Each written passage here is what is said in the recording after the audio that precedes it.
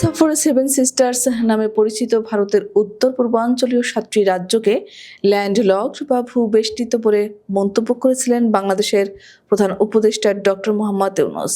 তিনি বলেছিলেন, এই অঞ্চলগুলোর সমুদ্রে প্রবেশাধিকারের ক্ষেত্রে একমাত্র অভিভাবক বাংলাদেশ। তার এই মন্তব্যকে কেন্দ্র করে উত্তাল হয়ে উঠেছে ভারতের রাজনীতি।